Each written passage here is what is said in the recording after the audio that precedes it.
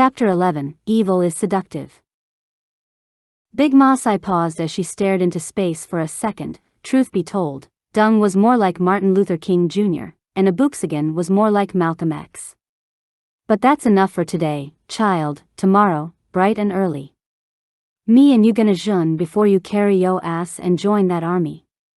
Since Kakahoya wasn't able to do it, and it's going to be the last thing I do, you gonna get enlightened, do you hear me?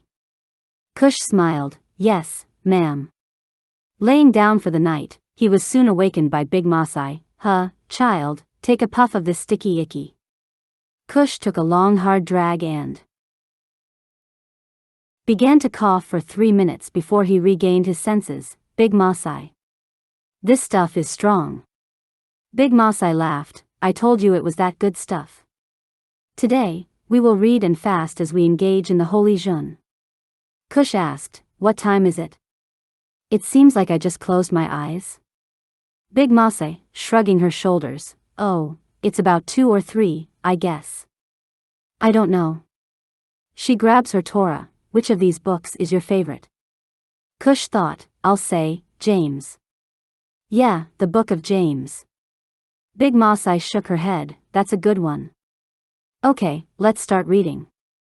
Grabbing his Torah, he strolled through the pages. Got it. They read and discussed the book until noon. They prayed for hours and then started playing and singing songs, and Cush saw darkness and heard a voice. Now, I can speak to you? Cush opened his eyes and saw a man in an unfamiliar outfit. Who are you? The man smiled. I am your grandfather. I tried to reach you before by saying, I will be there soon. But you could not see me because you had not been enlightened yet, but here we are, face to face. Cush said, Grandfather? The man smiled again. Abooksigun. Cush said, Abooksigun? I thought you died off-world. Abooksigun said, who told you that? Cush smiled, no one, I just thought you were.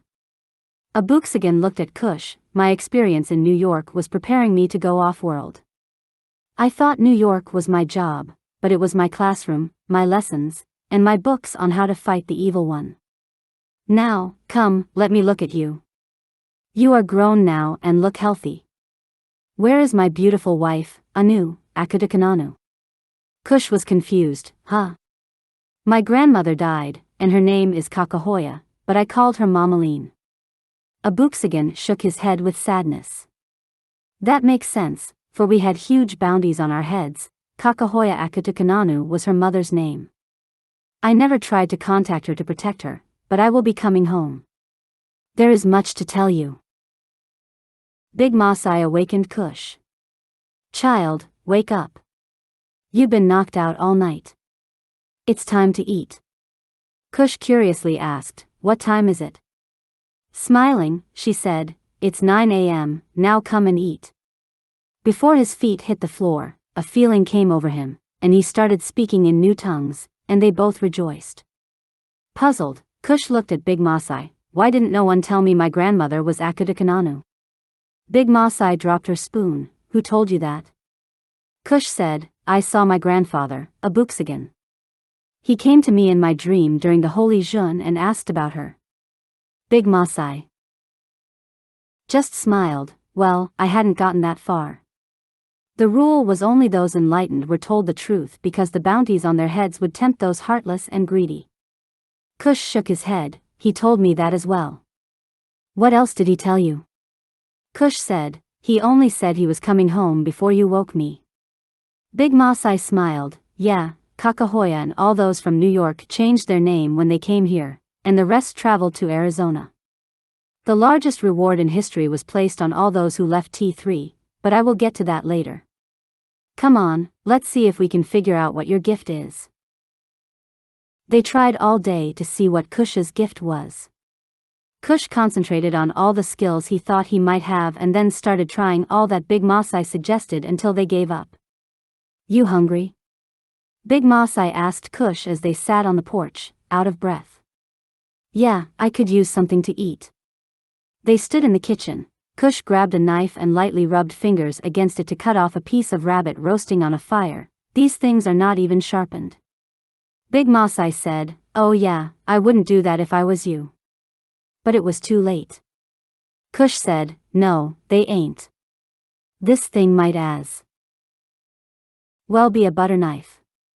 Big Masai looked at Cush. "Okay, now cut something." Taking the knife, he cut a piece of the rabbit, and it cut right through it like butter. Big Masai tried a few more things with Cush. Did you hear the story of Obey?" Shaking his head, Cush said, "Yeah." Before he could finish speaking, Big Masai took an old .45 Colt and shot Cush in the chest. Cush stood up and yelled, "Big Masai, why did you do that?" Big Masai smiles, "Child, I'm just glad I was right. You have the gift of impenetrability like Obey." Cush was excited, and Big Masai smiled, "Come on here. Child, let's eat." Cush picked up the bullet that slid to the floor and noticed it was flat like a coin. That's different. I just knew I was a goner." They tested his abilities and talked about his gifts all day. He was not tired as he usually would have been, but a heaviest came upon him, and as he made his way to his bedroom, and fell asleep. Cush sees the stars in the sky, and the moon shines bright as he finds himself flying.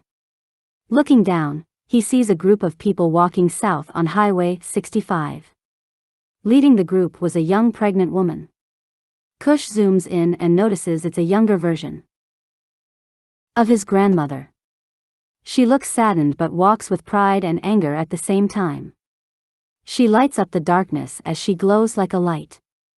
Time fast forward, and he sees his mother with an elderly version of his grandmother saying, "Child, push. Push." A child starts crying and is handed to her. Darkness falls around him, and he is confused when suddenly he sees his grandmother again holding him in her arms.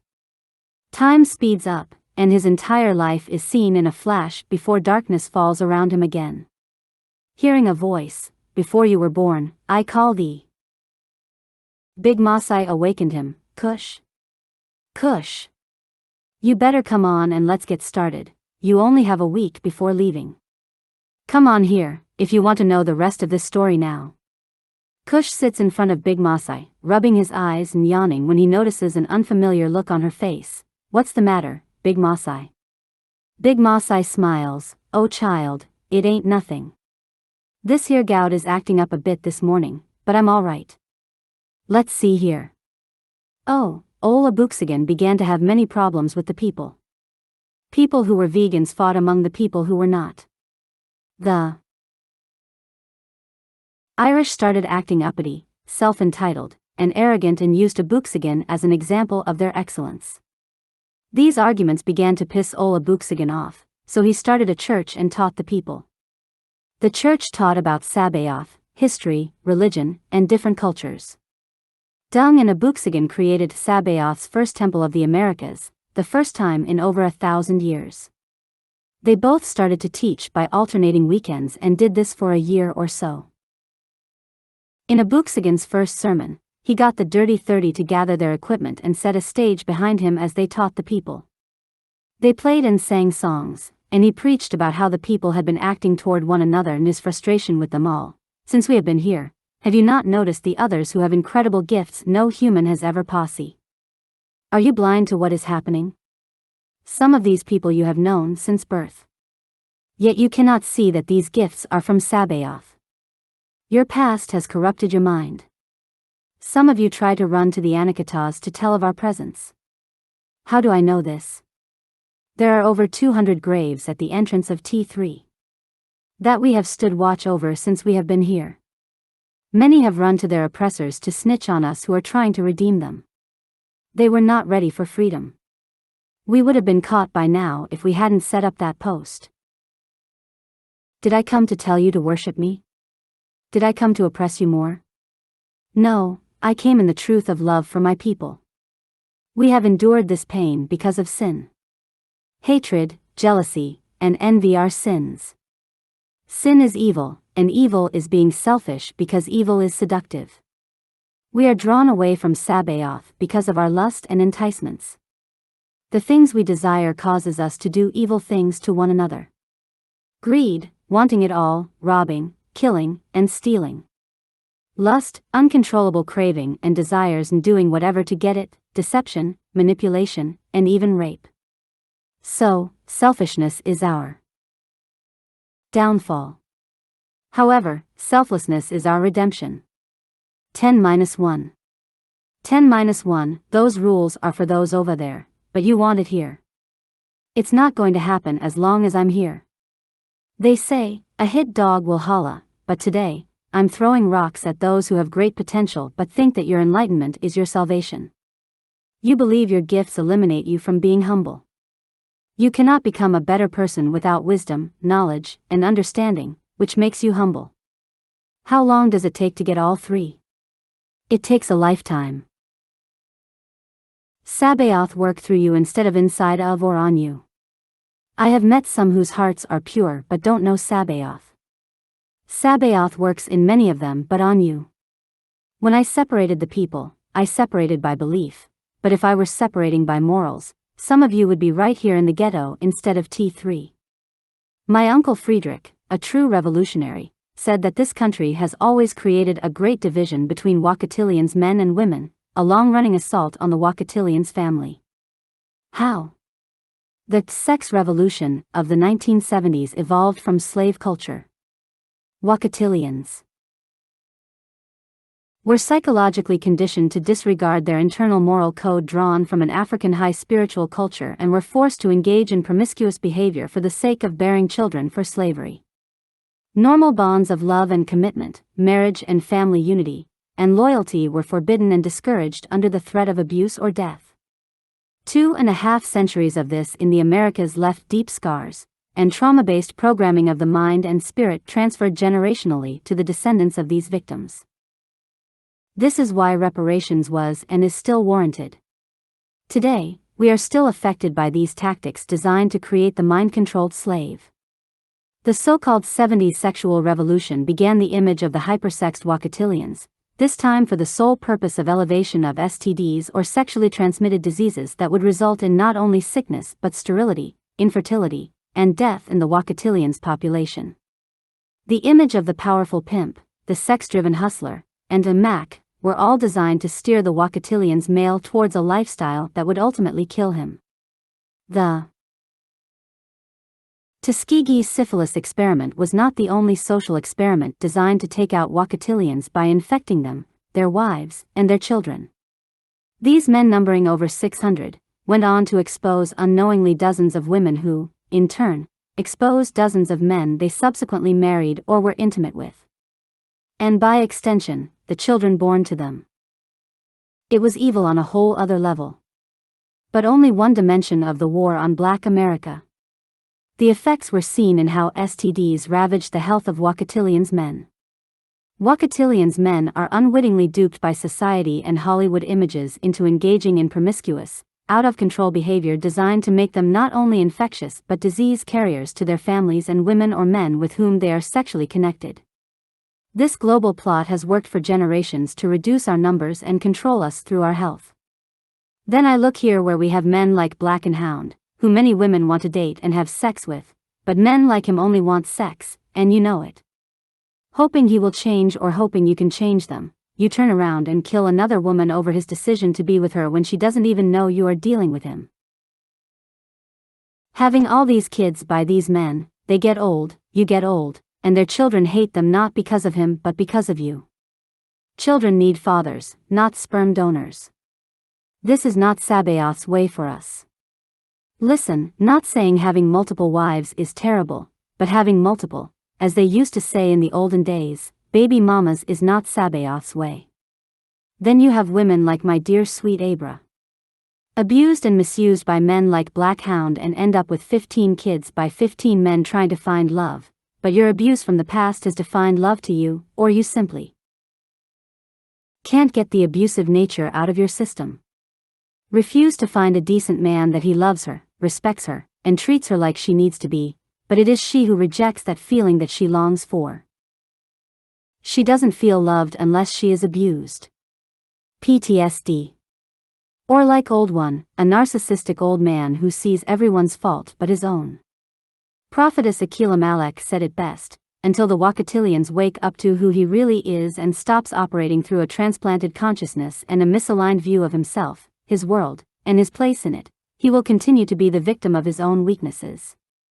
Blacks of the diaspora have been victims of trauma-based mind manipulation for centuries, driven by a multi-leveled militaristic offensive designed to destroy all former memories of who we were as a moral God-created and divinely influenced people, made in his image and after his likeness, and given dominion over the earth.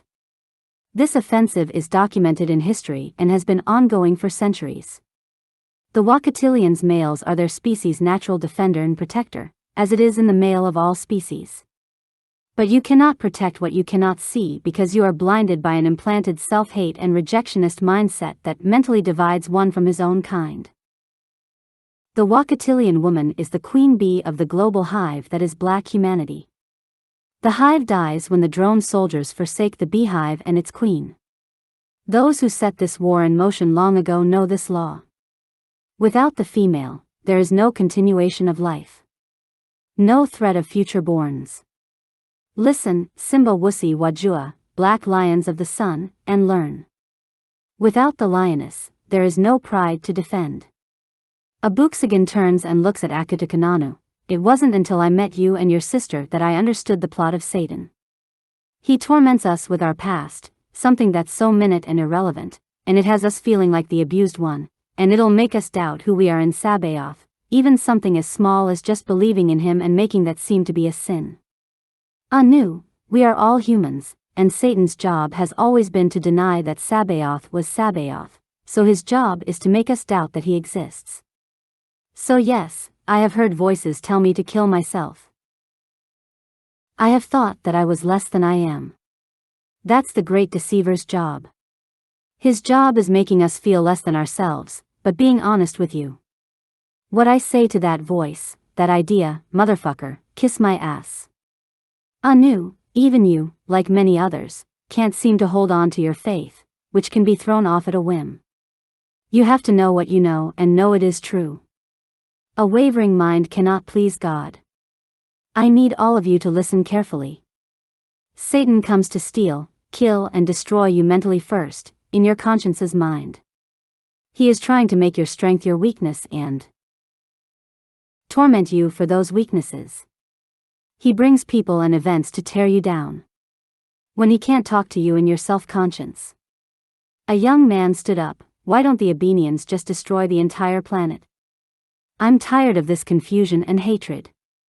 It was about to explode anyway. Dung smiled at the young man. They need somewhere for the humans to live so they can feed off their souls and try to get powerful enough to destroy Sabaoth. Your souls are like batteries to them, and your worship of Satan is a slap in the face towards Sabaoth. Rebellion towards Sabaoth is all he wants to satisfy his greed for power instead of accept accountability. He wants revenge. Abooksigun agreed and continued, people, your salvation is on you, not me. God forbid something happens, and I fall out of Sabaoth's grace. Would that affect your salvation?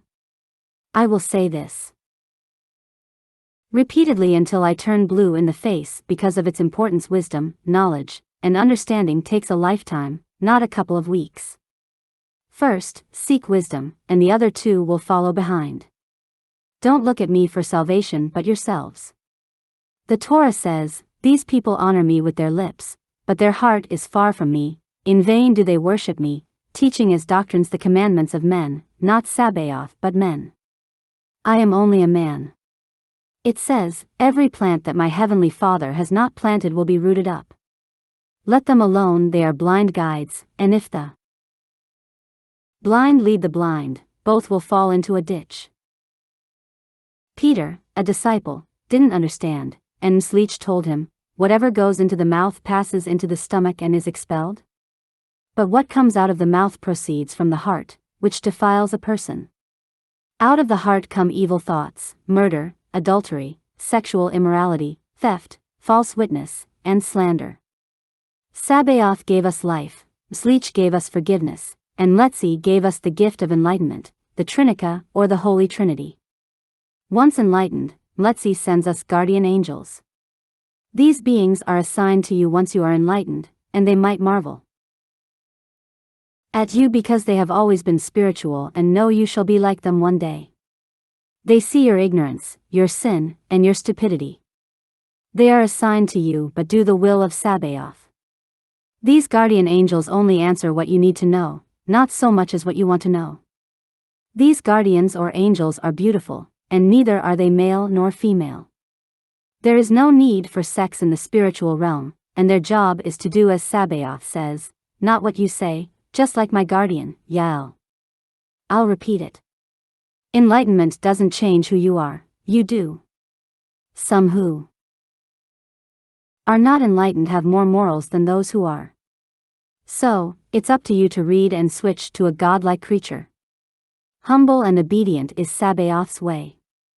We must become friends with Sabaoth, and by creating a personal relationship, we learn Sabaoth. How do we become friends with Sabaoth? Me and Dung are friends, and many of you are his friends as well. I base my friendship with Dung on our personal relationship, not yours. I cannot tell you how to be his friend, but I can tell you what he likes and dislike, and basic respect will help you form that friendship. Sabaoth is the same way. So, become his friend first, and as you get to know him, the Torah, he will be your Father in heaven. You see, this church was created to teach the unlearned and to guide the blind, but those whom we place in it are to teach you. Take their wisdom, knowledge, and understanding because we can't be here all the time because there are other things me and Dung must do, but we will start it, but it's up to you. You are the church, not this building. The people began to stare at each other as they noticed that Abooksigun started to glow, and the Dirty 30 began to play. There will be people in front of this pulpit. They might start off preaching with fire but later might become selfish. Will they let greed control them? I don't know, I was not called here to preach, but I will whenever I can. I'm looking for warriors to fight a war for Sabaoth, and I must be about my Father's business, and so shall you.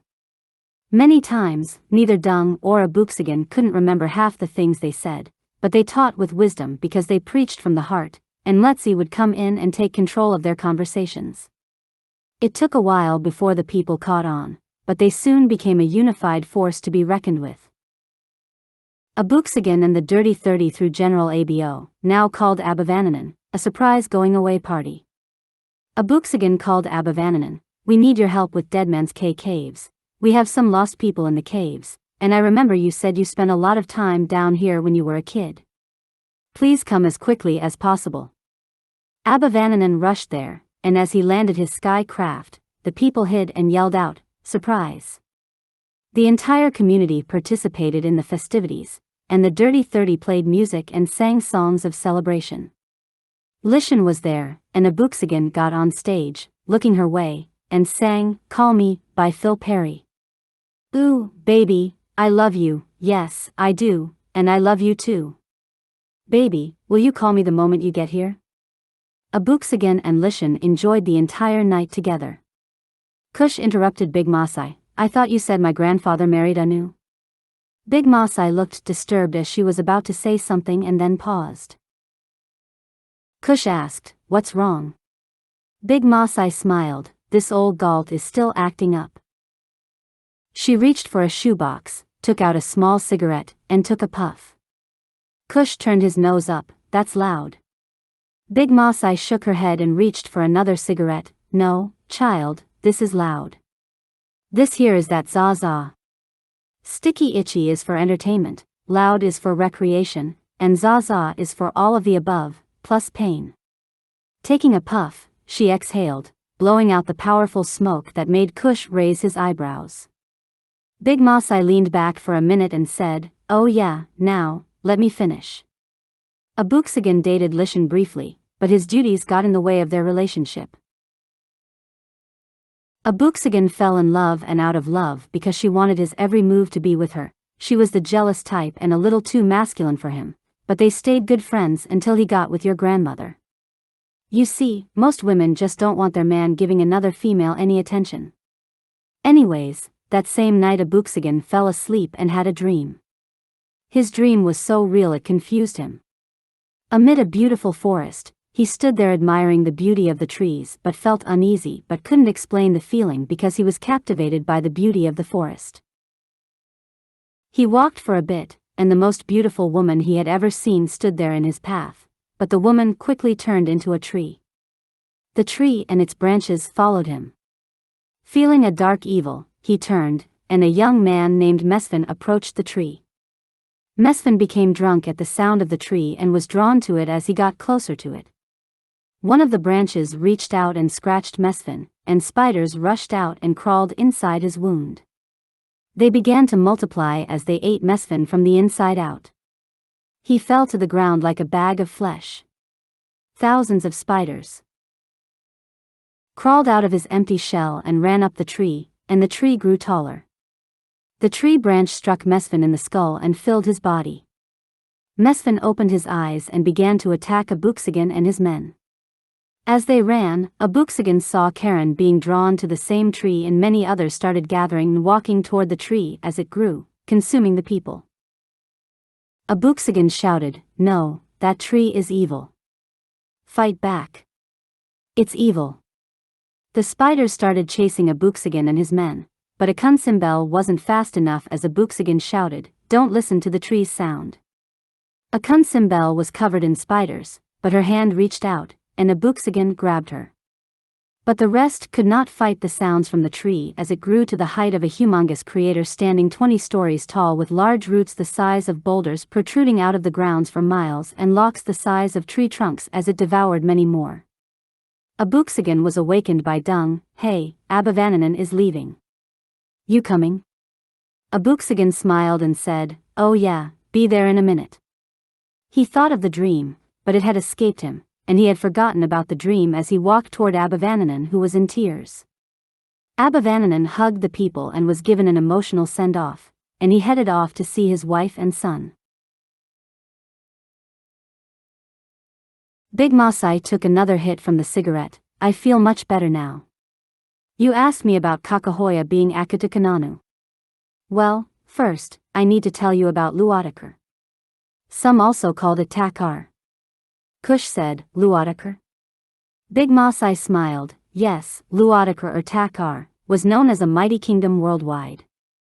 Takar conquered nation after nation, but now lies in ruin, lost and forgotten. One particular night started as a silent and peaceful night. What remains of the once ancient kingdom is filled with peasants and common everyday folk. But the history of the kingdom of Takar remains very much alive among the people and the last remaining lineage of the fallen kings. A woman named Asana is outside in front of her earthen-built home. Homes were then made from mud, clay, and straw bricks. She wears a long dark blue cotton woven dress to show her rank among her tribesmen. Her hair is long, black, and locked with golden seals woven into 4 locks. These seals have markings written in an ancient language that Asana isn't allowed to speak in public. Outside there is nothing to be seen but a field of lush green grass. It is quiet. The festivities from the locals have died down. Asana looks up to a full moon in a clear dark blue sky. So close that she could touch it. The stars are scattered abroad, and she can see the Andromeda Galaxy and the Milky Way. Cush politely interrupts, "Big Mossy, you smoking that sticky icky 'cause you get so dramatic when you on that stuff?" Big Mossy looks at Cush, "Child, mind your business. Who's telling this story?" And yes, that's what that was. Now, where was I? Oh yeah, Asana inhales as a cool wind blows through her hair ever so gently. She turns left to walk down an old beaten path that leads her to other clansmen's homes. There were some small fires still lit and a few warriors hanging outside their homes. A young man speaks in their Takar language, greeting Asana. Asana bows her head to the young warrior and greets him as well. "Good evening, great woman." Asana responds, "Good evening, mighty warrior." The warrior smiles, "Great woman, what brings you out this time of night? Should you not be at home sleeping?" The warrior is curious as to why. Asana is out so late. With another smile, she says, I am enjoying the night sky and cool breeze much like you, dear warrior. Asana notices that the warrior she is speaking to has the rank of lieutenant. His shield is made of some of the toughened water buffalo hide. Solid black, his spear is half elephant tusk and half baobab, with a 10-inch long by 3-inch wide metal spearhead. Ah, the great woman cannot sleep? You should try some root tea. It will put you in a dream quickly. The warrior offers as Asana accepts the young warrior's offer. It is considered rude when a high-ranking tribesman offers a gift and does not accept it. Asana smiles, thank you, great warrior. Do you have some for me too? Keep. The warrior nods and enters his earthen home to acquire some root tea for Asana. He returns from his home and approaches Asana with the root. You need only cut up a fourth of the root plant, boil it in hot water, add a little of goat's milk for taste, and you will be off to sleep. Dreaming of the ancestors, Asana takes the root plant from the warrior and thanks him kindly. She continues on her walk around her land. A river runs through to the left of where her clan is located. Before you can reach the water's edge, you have to make your way through the many trees and high brush. She hears the sound of water breaking over rocks which can be heard from several miles away. Asana reaches the river's basin and sits down at the edge. Asana does not notice, but someone is watching her from the shadows behind the tall brush. With a seductive voice, he stands up with black leopard skin covering his body. A queen should not be found alone and away from her people. Asana jumps square up to her feet, just to fall back down. She is startled by Ojima, a warrior from a rival clan. 6 foot 5 inches with broad shoulders and fit, as dark as the sky above him. Ugh, you scare me, Ojima. Asana said as he chuckled. That is my job, my dear queen. Asana sadly replies, I am nobody's queen. Please stop calling me that. The Takar dynasty is long dead. Ojima laughs to himself, oh? And what does that make you? A dying remnant. Whether you want to acknowledge this or not, you're still a queen. Dying or living, a queen you are. Ojima walks up and kneels beside her. He offers her his right hand to assist her in sitting upright. Asana pushes Ojima's hand away. I don't need your sympathy. Asana sits up by herself without the assistance of Ojima. Ojima is intrigued by Asana's stubbornness and gently but firmly grabs Asana by the jaw and looks deeply into Asana's brown eyes. Yes, you have every making of a queen. Asana's heart is rapidly beating. She searches Ojima's eyes for his intentions. But he smiles and lets Asana go. Up north in your forefathers' kingdom, the Bedouin men are gathering. Kings are battling each other over your so-called dead dynasty. Asana is now curious as to why Ojima is telling her this. Why? What is it that you want from me, Ojima? Cackling loudly, he says wickedly, what is it that I want of you? I believe you have an idea. My queen. Asana is terrified of what Ojima means. She backs away from him, triggering his hunting instincts. Ojima. She says nervously. Ojima looks at her lustfully, I'll let you get a head start. I'll even close my eyes. He sits down on his bottom legs, folded Indian style, with his eyes shut. Asana gets up and sprints as her heart thuds and runs as fast as she can. She returns to her village, totally out of breath, to see it razed to the ground. Fire is everywhere, and an invading tribe is killing her people. Asana's heart stops as she screams, no. My people. Ojima taunts her. Asana. Asana's skin is crawling. She resumes running away from the flames out into an open field of grass. She trips over a dead tree root, falling face first into the African red earth. She is covered in red soil. The sound of grass is moving quickly in her direction. But she can't see anything but the pale moon. I won't run from you anymore, Ojima. She screams, enraged. Ugh! Asana pushes herself up from the red dirt.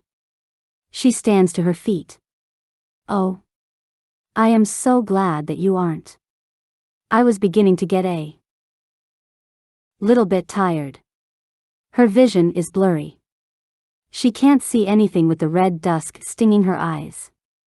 What do you want from me? Dark clouds started to form, filled with lightning, as it began to rain slowly. All of a sudden, it starts to pour down heavily. Asana is soaked, but there is no sign of Ojima. She can't see anything. Out of the dark clouds that surround Asana, Ojima reveals himself. His eyes are clear as rain and clouds.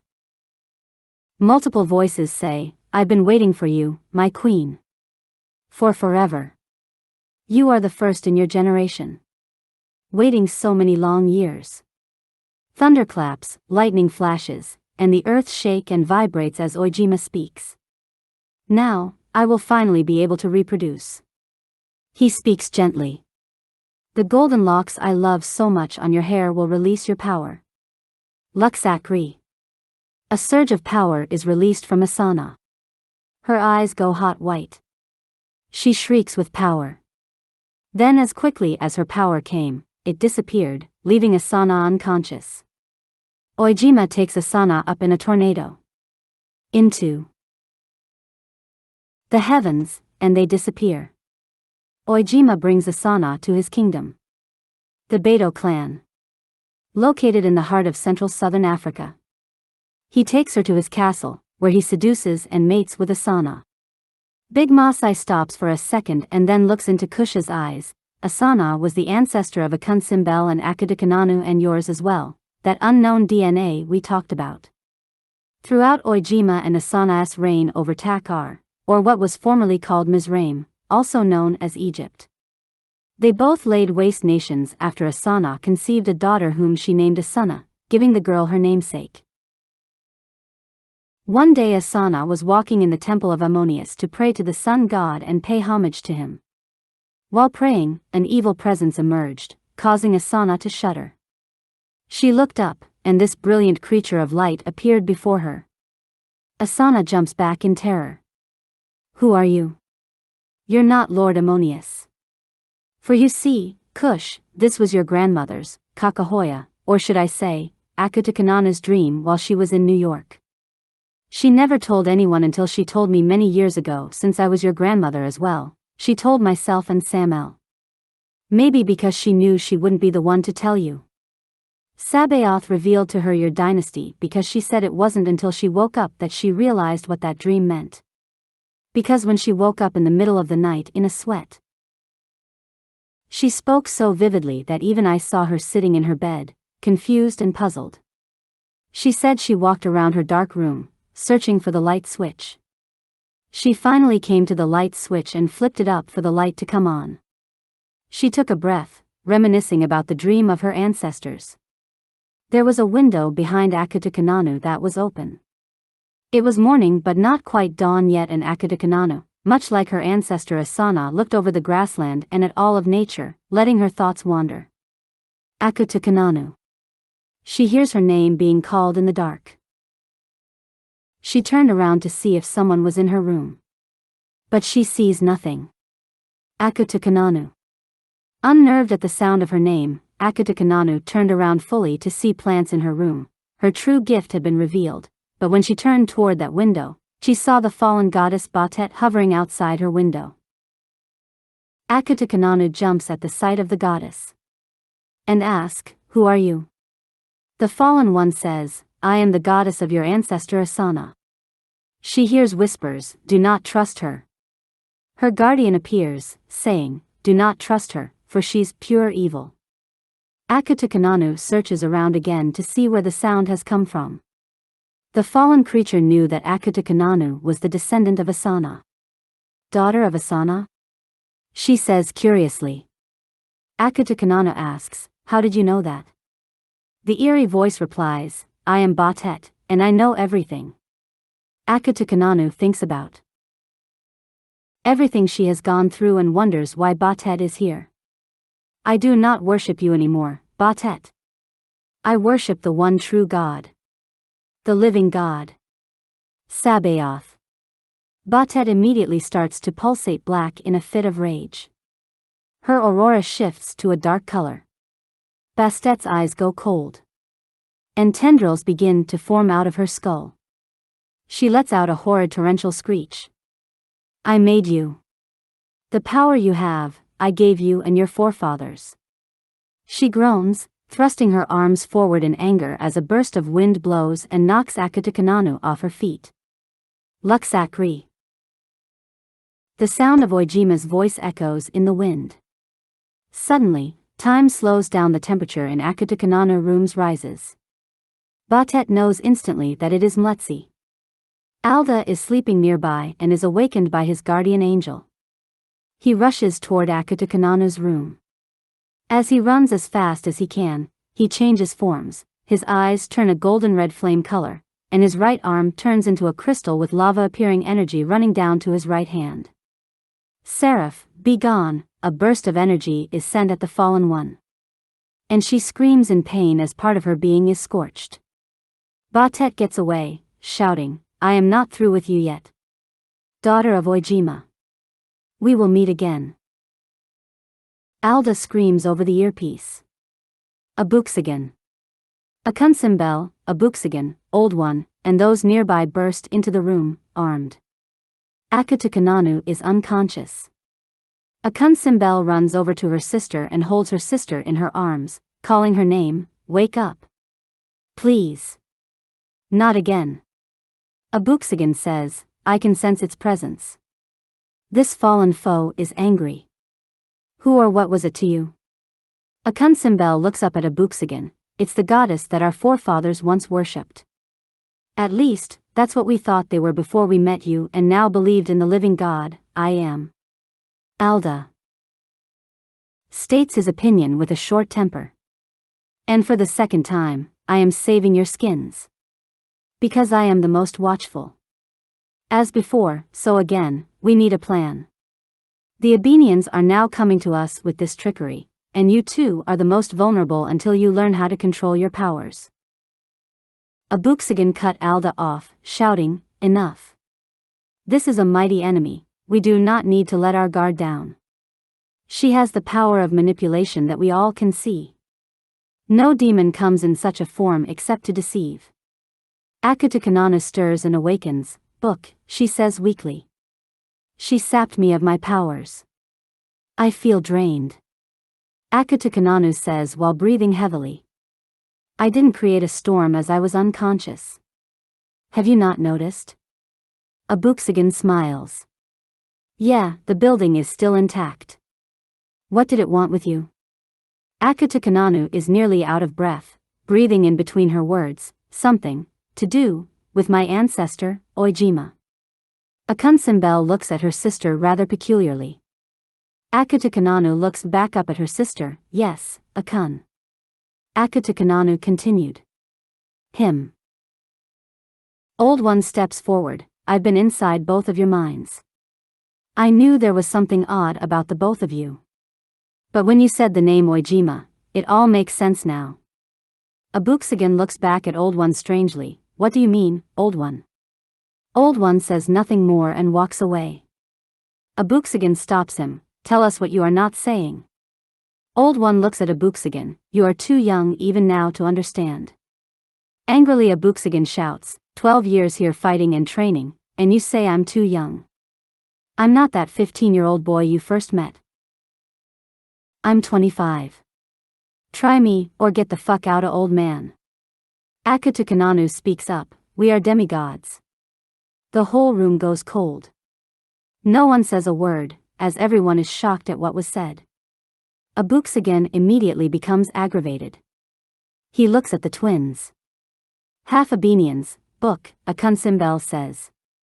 But not full blood. 1 century down, maybe more, I don't know. Abooksigun is surprised. He takes a deep breath. It makes sense now. I was wondering why you two had these gifts before enlightenment. Deabra is amused to discover that the twins are much like herself, Anna Katie. Abooksigun scratches his brow. Well, no, not quite. Abenians and Nephilim are like night and day. Nephilim were descendants of angels that came to earth and had sex with humans. Abenians are demons who were angels before man was created. They are all angels. However, angels that rebelled against Sabaoth and tried to take over the kingdom of heaven became demons, and angels who sinned against gods will had children with humans. They were never demons, just disobedient.